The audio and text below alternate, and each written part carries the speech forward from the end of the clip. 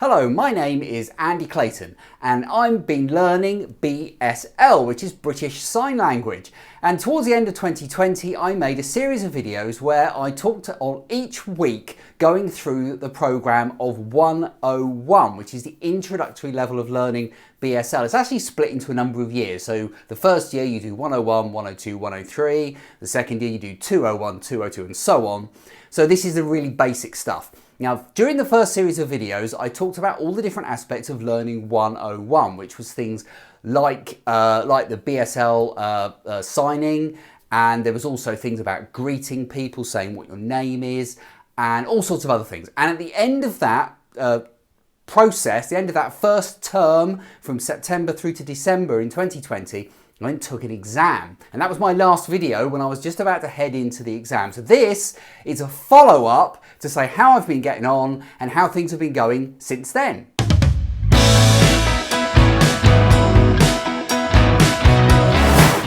Okay, so first thing is to talk about the exam and how that went.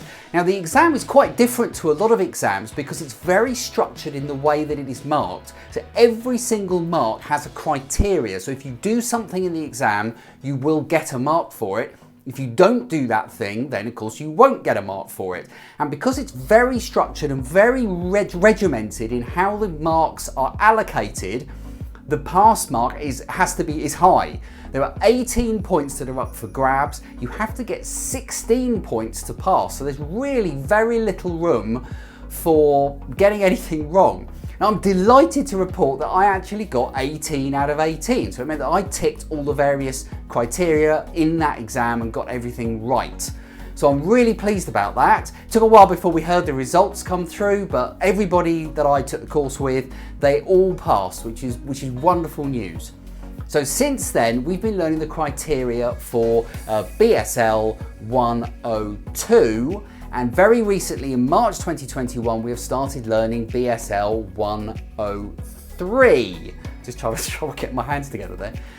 So, what are we learning? Well, for 102, there's a number of different criteria. In fact, there are 5 different subjects that we're learning, and I've got to try and even just remember what the 5 are. So we're learning hobbies and pastimes, we're learning food and drink, we're learning about pets and animals. That's 3 of them. I'm going to struggle now. What are we learning? Oh, we're learning about home and garden. That's 4. I've forgotten something. What is it? See, look, I can't even remember what the 5 subjects are. So what hope have I got of passing an exam in them? And come back to me in a minute. Okay, I just had a look at my notes. And the other one is about family and friends as well. So that was the obvious one, actually. We did that first, so I should have remembered that. And the exam is going to involve a kind of a conversation surrounding one of those subjects. So the way it works is we're learning all the criteria. In fact, we've learnt the criteria at the time of recording this for all 5 subjects. And on the day of the exam, there will be a list of 3 of them, of which then I can pick just one, and then I have a 5-minute conversation with a teacher on that subject. So at the moment, it's a case of going through all those different things, talking about family and brothers and sisters and cousins, and also things like describing them, what they look like, what they're wearing, how old they are, their ages, all sorts of different things. And the same goes, of course, for pets and animals. That's quite interesting about how you describe the colours and the markings of the dog. You're very much kind of, I say dog, so I slipped out there because I have 2 dogs. So, but it could be anything. It could be a cat. It could be anything. And it's about describing what they're like, what they look like, and you kind of almost become the animal. But it's all to do with positioning as well. So when you're talking about people and things, you're positioning them so that you can then point at that person and describe what they're like, that kind of thing. Food and drink, I'm struggling with a little bit at the moment. A lot of the signs for food and drink items you'd think are sort of obvious. So for example, banana, you're sort of peeling the banana like that. An apple, you're biting the apple, so that's obvious. But things like cheese, is that, and I don't know, why is that cheese? So they're trying to remember some of those is proving challenging, but I'm trying. Basically, I remembered cheese, so that can't be all bad.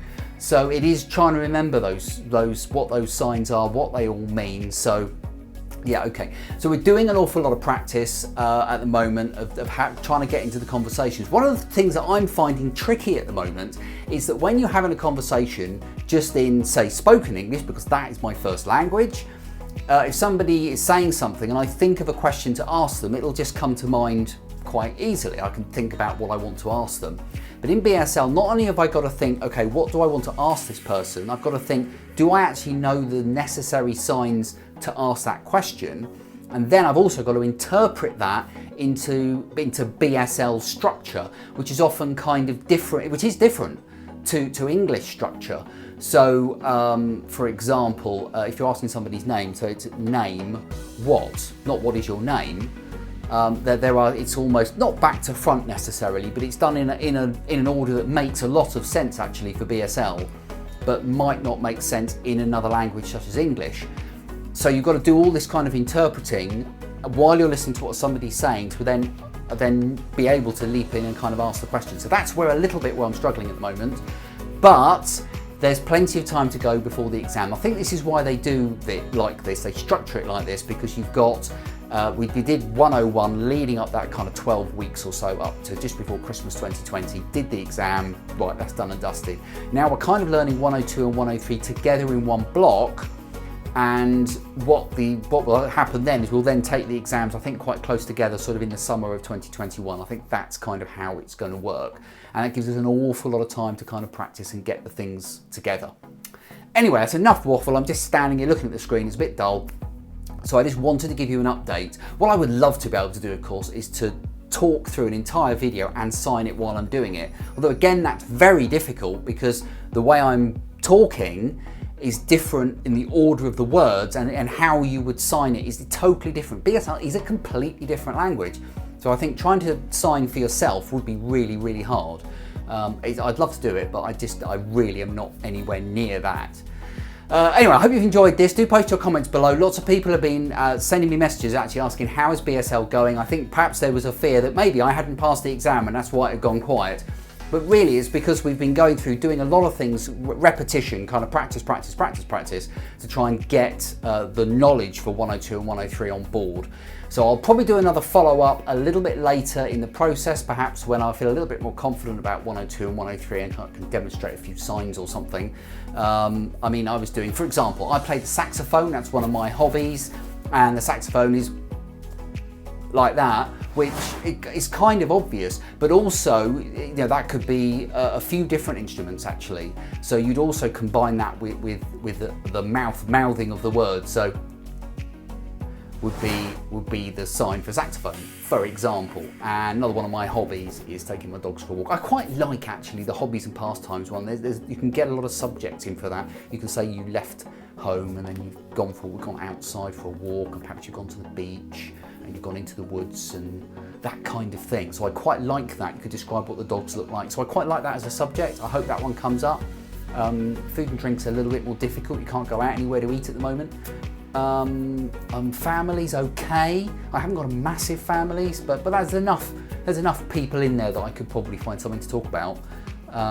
Yeah, I don't know. So it's getting to grips with that and getting more comfortable. But I am really enjoying it. I'm so enjoying learning a new language, learning a completely new language. The people I'm on the course with are fantastic. I really like all of them. They're great fun. And although we're having the course over Zoom at the moment, because at the time I'm recording this, we're in this kind of global pandemic thing. When you're watching this in the future, hopefully that will be a dim and distant memory. And I'm hopeful that maybe we'll get back to the classroom before the end of term. I don't know whether we will.